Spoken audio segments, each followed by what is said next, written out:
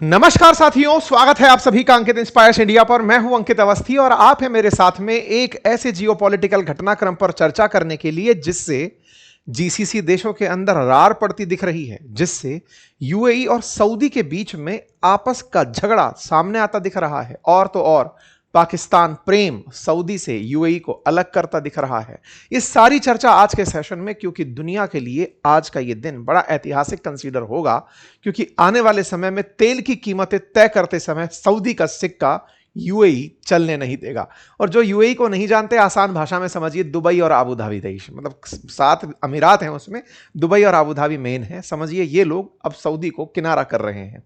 पूरी कहानी को आज के सेशन में डिटेल में डिस्कस किया जाएगा, क्योंकि आने वाले समय में जब स्ट्रेट ऑफ हॉर्मुज खुलेगा और इन देशों से होकर के तेल निकलना शुरू होगा, तो इन तेल बेचने वाले देशों में से एक है यूएई, जो कि स्ट्रेट ऑफ हॉर्मुज पर बिल्कुल किनारे लगकर खड़ा है। इसने ऑयल प्रोड्यूस करने वाली जो कंट्रीज हैं इनके साथ को छोड़ दिया है। कहा है कि आपके साथ ग्रुप में रहने का मुझे कोई फायदा हो नहीं रहा है, ना तो उत्पादन में और ना ही बिक्री में, इसीलिए बेहतर है कि मैं आपका साथ छोड़ दूं। और यही हुआ साथियों। ऑयल प्रोड्यूस करने वाली कंट्रीज जो हैं, ऑयल एक्सपोर्ट करने वाली कंट्रीज जो हैं, उनका समूह ओपेक आज 12 से 11 का रह गया है। और ऐसे में आने वाले समय में जब स्ट्रेट ऑफ हॉर्मुज खुलेगा, उस समय पर दुनिया को सस्ते दामों पर तेल मिलेगा या महंगे दामों पर? क्या सऊदी और यूएई के बीच आपको युद्ध देखने को मिलेगा? क्या पाकिस्तान आने वाले समय में इन दोनों के बीच रार का कारण बनेगा, या इजराइल अब्राहम अकॉर्ड का फायदा उठाते हुए यूएई का मित्र बनकर सऊदी को पाकिस्तान के हाथों पटखनी दिलवाएगा? इन सारे विषयों पर आइए एक एक करके डिटेल में चर्चा करते हैं।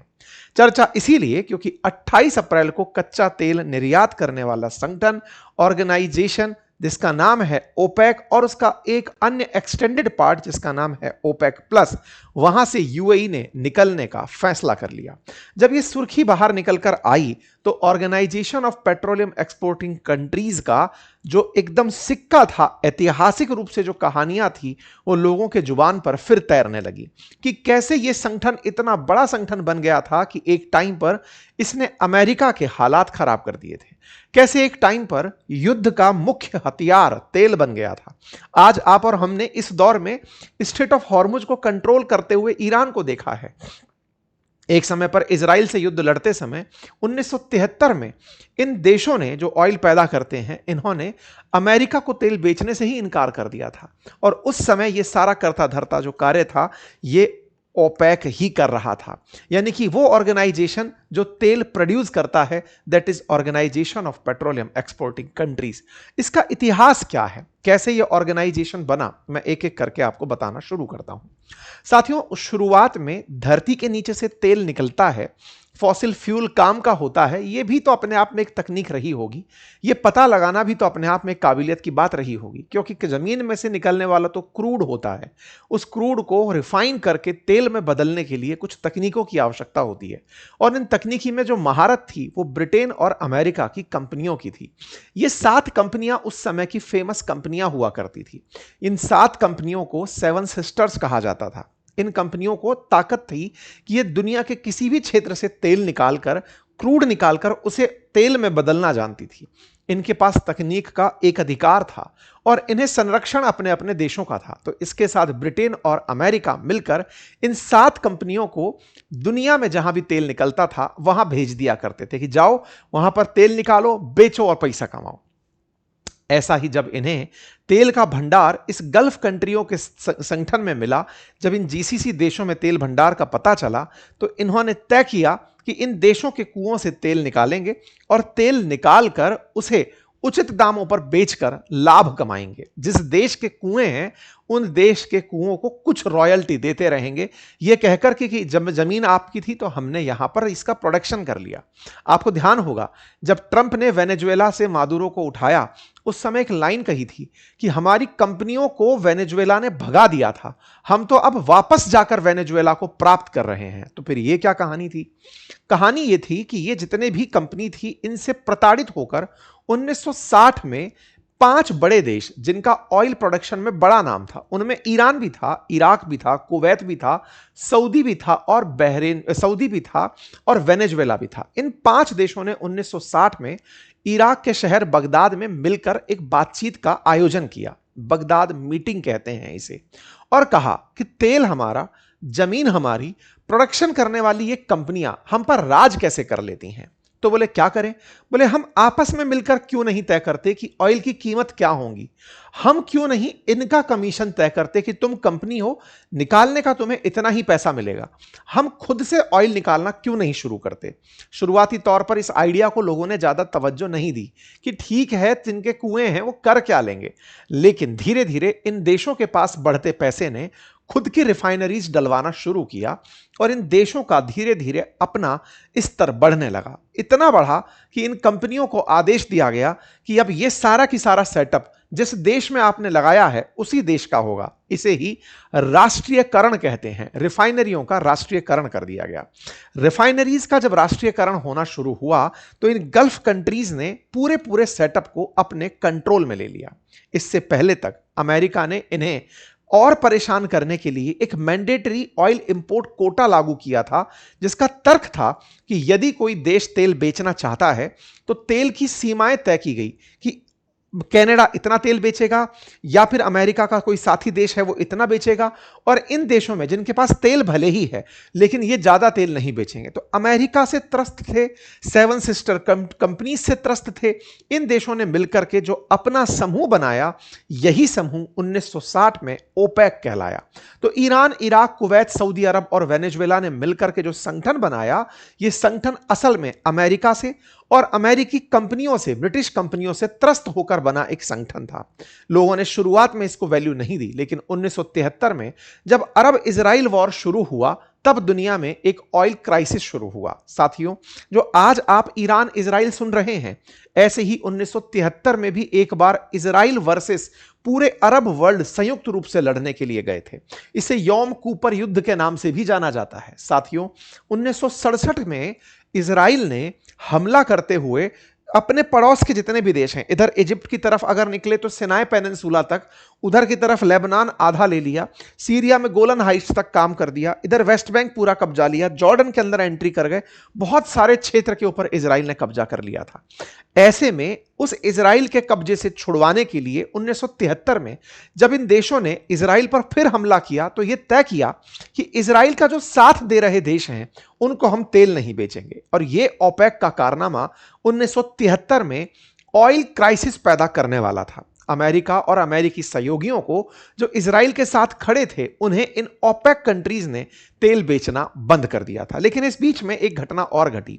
शुरुआत में ये जो 5 देश थे जिन्होंने ओपेक बनाया था, इनके साथ और भी देश जुड़ते चले गए थे, और उन्हीं क्रोनोलॉजी में 1967 के अंदर इन देशों में यूएई भी शामिल हुआ था। आज कुल 12 देश ओपेक कंट्री हैं, और इनके साथ 10 ऐसे देश भी हैं जो ओपेक तो नहीं हैं लेकिन ओपेक का एक्सटेंशन माने जाते हैं, जिन्हें हम ओपेक प्लस कंट्री कहते हैं। साथियों, ओपेक और ओपेक प्लस कंट्री दुनिया के कुल 60% तेल का उत्पादन करते हैं, जिसमें से अकेला ओपेक यानी कि Organization of Petroleum Exporting Countries, जिनमें 12 देश हैं, वो दुनिया के 40% आज के ऑयल प्रोडक्शन को कंट्रोल करते हैं और दुनिया में तेल के ज्ञात भंडारों का 80% नियंत्रित करते हैं। ऐसे में इन ओपेक देशों ने जब अमेरिका को तेल ना बेचने का निर्णय लिया तो उसके हालात अमेरिका में कुछ इस तरह से तस्वीरों में बयान हुए। बहुत से देशों में तेल की क्राइसिस पैदा होना शुरू हुई, और इसी क्राइसिस से महत्व स्थापित हुआ ओपेक का कि यह दुनिया में तेल की कीमतों को कंट्रोल करने वाला समूह बन चुका है। यह समूह आज तक भी इतना ही पावरफुल समूह माना जाता है, यानी कि एक ऐसा समूह जिसमें 12 देश, Saudi Arab, Iraq, Iran, UAE, Kuwait, Nigeria, Libya, Venezuela, Algeria, Republic of Congo, Gabon और इक्वेटर गुनिया, ये सारे देश शामिल हैं। इनकी अगर पर डे ऑयल प्रोडक्शन क्षमता आपको बताई जाए तो लगभग 9 million barrel per day Saudi Arab तेल प्रोड्यूस करता है। इराक लगभग 4.25 मिलियन बैरल प्रतिदिन तेल पैदा करता है। ईरान 3.5 मिलियन, ऐसे ही UAE 2.9 million barrel per day तेल प्रोड्यूस करता है। ये जो आप नंबर सुन रहे हैं कि कौन कितने मिलियन बैरल तेल प्रोड्यूस करता है, ये सब मिलकर तय करते हैं कि हमें इतना ही तेल प्रोड्यूस करना है। बड़ा इंटरेस्टिंग है इस पॉइंट को जानना। आप इस पॉइंट को जितना ज्यादा जानेंगे उतना ज्यादा आपको इसका महत्व समझ में आएगा आज की खबर का। सोचिए साथियों, जिनके पास दुनिया का 80% तेल हो, वो चाहें तो एक साथ बहुत ज्यादा तेल पैदा करके दुनिया में तेल की कीमतों को तो नीचे ला सकते हैं, लेकिन इन लोगों ने यूनिटी बना रखी है कि हम तेल ज्यादा पैदा करेंगे ही नहीं। क्यों नहीं करेंगे? अगर ज्यादा कर दिया तो सप्लाई बढ़ जाएगी, डिमांड घट जाएगी, तेल की कीमतें कम हो जाएंगी, तो हम पैसे वाले कैसे बनेंगे? इन देशों ने यूनिटी बनाकर यह तय किया कि हम केवल लिमिटेड मात्रा में ही तेल पैदा करेंगे। हमारे पास दुनिया का भंडार जरूर है, लेकिन फिर भी कम तेल बाहर निकालेंगे। इससे सप्लाई के अंदर हमेशा भूख बढ़ी रहेगी कि साहब हमें सॉरी डिमांड में भूख बढ़ी रहेगी और सप्लाई हमेशा कंट्रोल रहेगी। जितना डिमांड बढ़ेगा प्राइस बढ़ेगा। आज आप सोचकर देखिए, दुनिया में ऑयल की कीमतें स्ट्रेट ऑफ हॉर्मुज ब्लॉक होने से आसमान छू रही हैं। ये आसमान छूती कीमतें बिना स्ट्रेट ऑफ हॉर्मुज ब्लॉक हुए भी 1973 में हुई थी। ऐसे मल्टीपल टाइम जब जब इजराइल को पनिश करना था या अमेरिका से नाराजगी दिखानी थी, इन देशों ने प्रोडक्शन रोक दिया कि लो जी, हम तो तेल की कीमतें बढ़ाएंगे। इसका मतलब समझिए, इन देशों ने एक नियम बना रखा है कि हम इतना ही तेल निकालेंगे। इसे कहते हैं कोटा सिस्टम। और इस कोटा सिस्टम को तय करता है सऊदी अरब। सऊदी अरब ने अपने पास, हालांकि वेनेजुएला से कम तेल के भंडार हैं इसके पास, लेकिन फिर भी दुनिया में सबसे ज्यादा प्रोडक्शन पर डे के हिसाब से यही करता है। और सबसे ज्यादा प्रोडक्शन लगभग 9 million barrel per day produce करके औरों से कहता है कि तुम कम प्रोड्यूस करो ताकि दुनिया में डिमांड सप्लाई बनी रहे। यूएई यही नाराज हुआ है। यूएई ने कहा, और इसके बहुत से कारण हैं, हम उन्हें डिकोड करेंगे। यूएई जो कि लगभग 3 million barrel per day produce करता है और सऊदी जो 9 million barrel per day produce करता है, यूएई ने कहा कि आने वाला समय तो वैसे भी लोग ग्रीन एनर्जी की तरफ जाएंगे, मुझे मतलब नहीं है आपके कोटा सिस्टम से। और मैं आज आपसे विदा लेता हूं। 1967 में जुड़ा हुआ यूएई वर्ष 2026 में जाकर के इनका साथ छोड़ते हुए कहता है कि मैं इस प्रोडक्शन को बढ़ाकर 5 मिलियन बैरल पर डे करूंगा।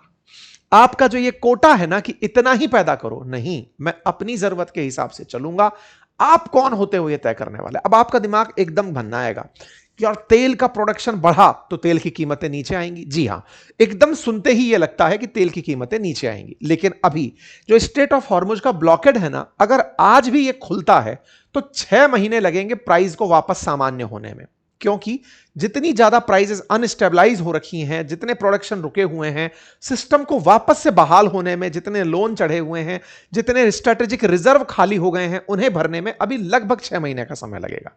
स्थितियां सामान्य होने में समय लगेगा। ऐसे में इन्होंने युद्ध के काल में ही यह डिसाइड कर दिया कि सुनो, तेल भले ही ना बिक रहा हो, लेकिन जिस दिन बिकना शुरू होगा, जिस दिन स्ट्रेट ऑफ हॉर्मुज खुला होगा, उस दिन मैं बटन दबा दूंगा और पूरा पूरा तेल एक ही बार में निकाल दूंगा जमीन में से बाहर। सब लोगों ने कहा कि ये तो तगड़ा काम कर जा रहे हो यूएई, आखिर नाराज किससे हो? यूएई सऊदी से नाराज है या फिर खुद से? क्या है मतलब असल में नाराजगी किससे है? कोटा सिस्टम तो तुमको भी तेल की कीमत बढ़ाने का मौका देता है। बोले नहीं, ये ज्ञान मत दो हमें। जब कोटा है हमारा, तब भी किसी दूसरे देश ने हमारा प्रोडक्शन रोक दिया। भाई आज ईरान कंट्रोल करके 2 महीने से युद्ध के दौरान बैठा हुआ है। दुनिया में तेल होते हुए भी तेल बाहर नहीं आ रहा। जिनके पास कंट्रोल है वो भी बेच नहीं पा रहे। जिनके पास कंट्रोल है अगर वो भी नहीं बेच पा रहे तो इसका करूं क्या, फायदा क्या है? जब खुलेगा तो मैं एक साथ बेच करके भाई पैसा कमाऊंगा। इस समय हालत खराब है। आपके दिमाग में कई तरह के प्रश्न उठेंगे कि साहब अगर यह हालात हुई तो सीधा सीधा असर इन दोनों की दुश्मनी के रूप में, क्योंकि ओपेक का लीडर है सऊदी अरब, बोले ये अब इससे नाराज नहीं हो जाएगा क्या? है, ऑलरेडी यूएई से नाराजगी है। वो हमने कई बार डिस्कस किया, आज भी और डिस्कस करेंगे। और जान लीजिए, इनके अलावा एक और समूह बना जिसमें रूस नेता बनकर आया और उसने अपने साथ 10 देशों को शामिल किया, जिसे ओपेक प्लस कहते हैं। संयुक्त रूप से दोनों मिलकर एक साथ काम करते हैं। दुनिया का 20% तेल ये भी पैदा करते हैं, जिसमें रूस, Mexico, Kazakhstan, Oman, Azerbaijan, Malaysia, Bahrain, Brunei, south Sudan ये शामिल हैं। ये लोग भी इसके साथ ही रहते हैं और दुनिया में कीमतों को कंट्रोल करते हैं। इन देशों को एक साथ आज जो झटका दिया वो इन्हीं के एक दोस्त ने बागी होकर दिया कि सुनो, हम अपना तेल खुद निकालेंगे। तो साहब यहां पर अब प्राइस कंट्रोलर ओपेक इनके बिना हो गया है। अब हमको यह समझना होगा कि यूएई ने असल में 5 मिलियन बैरल निकालना था, समझ में आया, लेकिन अचानक बेगाना कैसे हुआ, इन लोगों को छोड़कर कैसे भाग गया? क्यों यूएई ने इस तरह का अनाउंसमेंट ऐसे समय पर किया जब तेल निकल ही नहीं रहा है? होता कि भाई स्ट्रेट ऑफ हॉर्मुज खुल गया, उस समय खोल देता। इस समय जब संयुक्त रूप से सब साथ होकर के ईरान के खिलाफ लड़ सकते हैं, उस समय इस अनाउंसमेंट का क्या मतलब है? और यह मतलब इन्होंने 1 मई से कह दिया है कि 1 मई से हम इस पर लागू हो जाएंगे साहब, हम छोड़ रहे हैं ओपेक और 1 मई से काम करना शुरू कर देंगे। तो अब आपका इस वीडियो का सेकंड पार्ट जो आपको समझना होगा कि यूएई सऊदी से खफा क्यों हुआ, इसको अब आप मेरे साथ डिस्कस करेंगे। साथियों, इस बात का डिस्कशन जो हमने कल एक वीडियो शूट किया था डिप्लोमेटिक डेस्क के अंदर, जहां पर राजदूत, एक पूर्व राजदूत थे हमारे साथ में और एक मेजर जनरल साहब थे, उनसे भी जब डिस्कशन हो रहा था तो यूएई का पर्सपेक्टिव डिस्कस हुआ था। उसमें यह बात निकलकर आई थी कि यूएई ने इस पूरे युद्ध में इजराइल से ज्यादा बम खाए हैं। जितना युद्ध हुआ उसमें सबसे ज्यादा मार यूएई की पड़ी है और यूएई का साथ देने में सऊदी ने बहुत ज्यादा पार्शलिटी की है। हालत यह हुए कि आज भी पाकिस्तान जब मध्यस्थता चिल्लाता है तो वो सऊदी की बात रखता है। आपने देखा होगा कि पाकिस्तान ने मध्यस्थता के नाम पर सऊदी, इजिप्ट और तीसरा तुर्की, इनके विदेश मंत्रियों से बातचीत करी, यूएई को छोड़ के चला। बोले इतना प्राइम देश जिसके पास दुबई है, जिसके पास अबू धाबी है, उसे छोड़कर पाकिस्तान सऊदी के साथ घूमता फिरा। इस बात का हमने डिटेल यहां पर डिस्कशन किया था।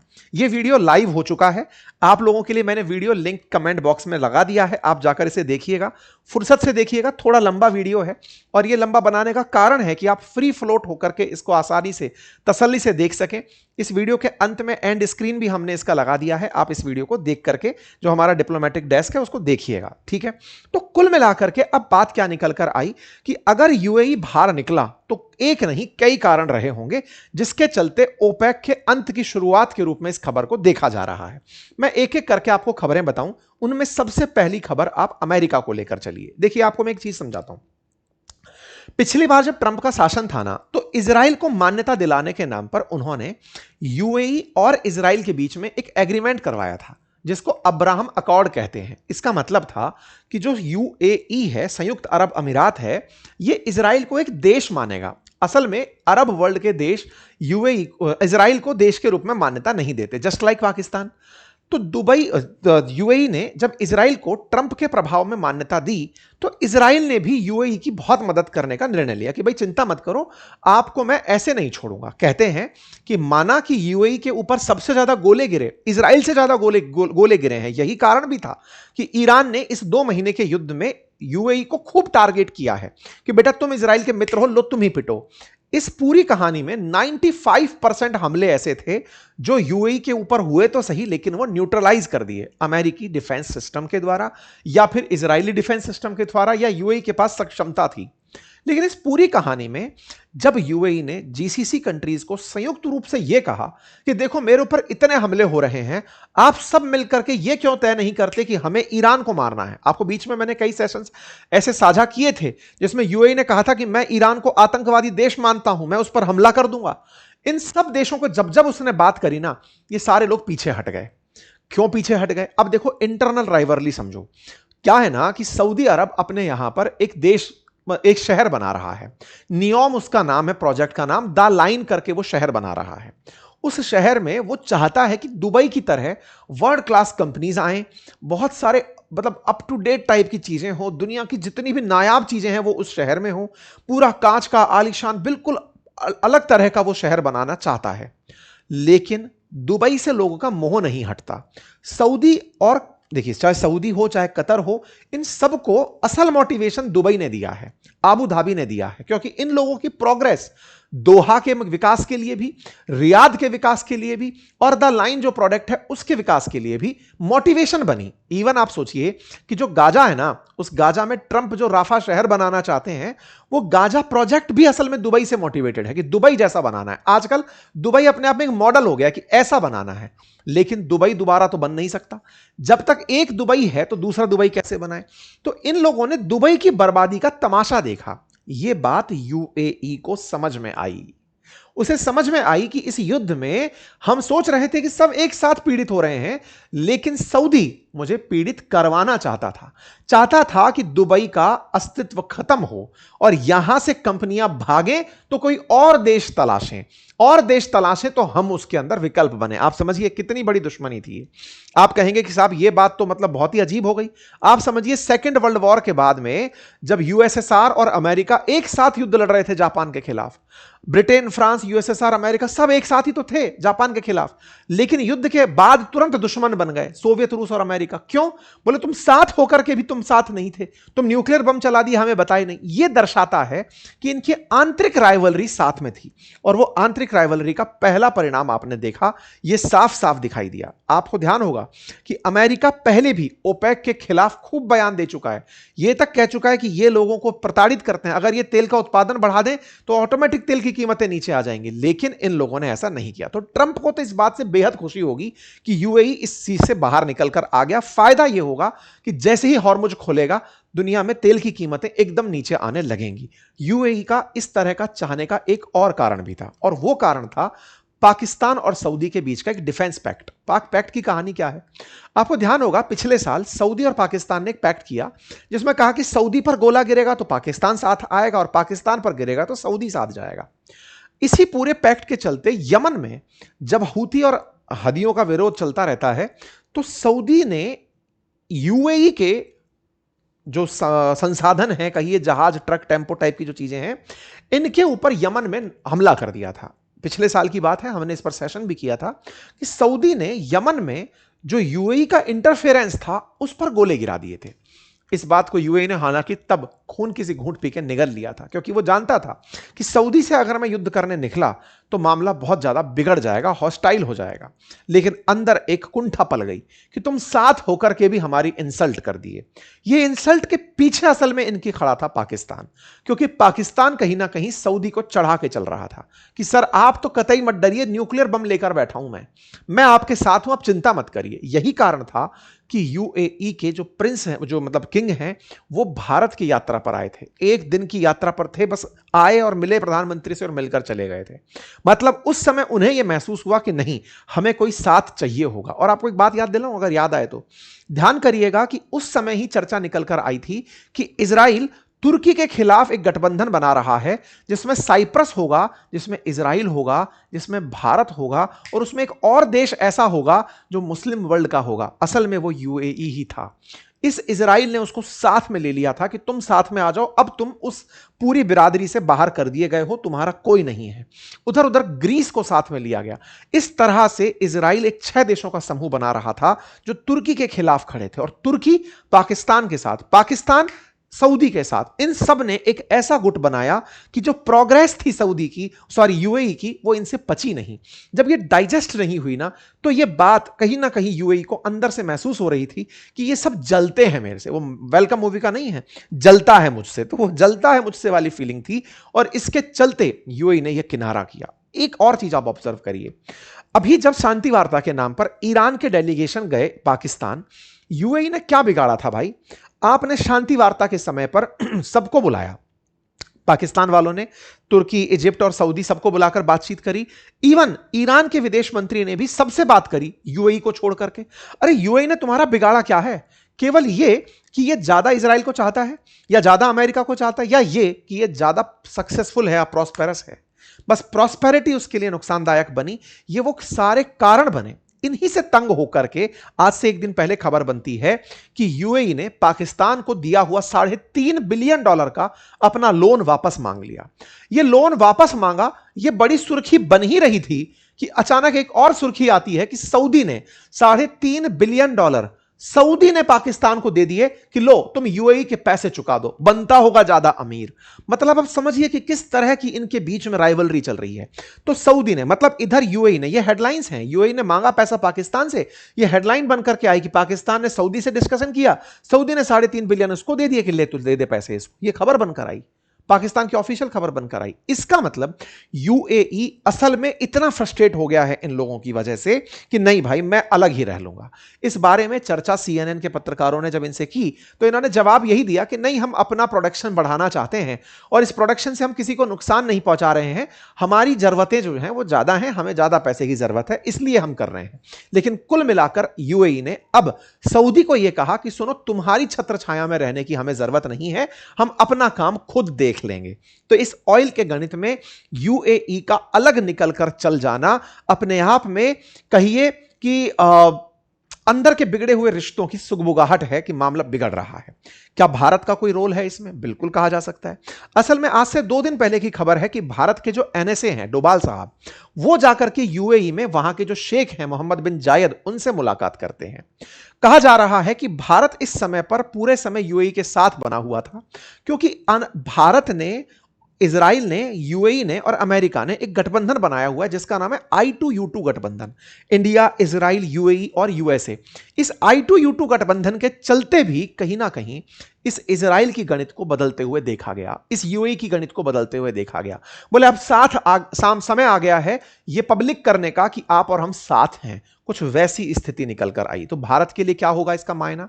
देखिए, भारत के लिए बहुत बड़े मायने होंगे 2 तरह से। कैसे? यूएई जैसे ही इस स्टेट ऑफ हॉर्मुज के बाद पब्लिक के लिए ओपन होगा, उस समय हो सकता है कि भारत यूएई के साथ एक ऐसा पैक्ट साइन कर ले जैसा चाइना ने ईरान के साथ किया हुआ है, $400 बिलियन तेल खरीदने का। तो यूएई के साथ भारत इजराइल की मित्रता से यूज करते हुए कि सुनो भाई, हम भी आपके साथ एकदम एक मुश्त, आप प्रोडक्शन करो, कह रहे कि भाई मैं $5 मिलियन खरीद रहा हूं, 2 मिलियन बैरल प्रतिदिन हम आप ही से खरीद लेंगे, हम तो वैसे भी 85% इंपोर्ट करते हैं, आपके लिए हम ग्राहक बनकर बैठे हैं, बढ़िया गठबंधन है, निभाते हैं और बढ़िया काम करते हैं। ऑलरेडी हम अपनी ऊर्जा आवश्यकता का लगभग 10% अभी भी यूएई से इंपोर्ट करते हैं, हम और बढ़ा देंगे। कुल मिलाकर के भारत अब उस स्थान को लेना चाहता है जो सऊदी पाकिस्तान के साथ कर रहा है, यानी कि गल्फ की कहानी में भारत की एंट्री हो चुकी है। आप इसे कैसे देखते हैं जरूर बताइएगा। बाकी अगर पूरा डिटेल से एकदम बिहाइंड द सीन सारी बातें जानना चाहते हैं तो मैंने एक सेशन आपके साथ जस्ट इस वीडियो के अंत में पिन किया है, कमेंट बॉक्स में भी डाला है, जहां पर आपको एक डिटेल डिस्कशन है जिसमें पता चलेगा कि इस कहानी में असली विजेता कौन है। धन्यवाद।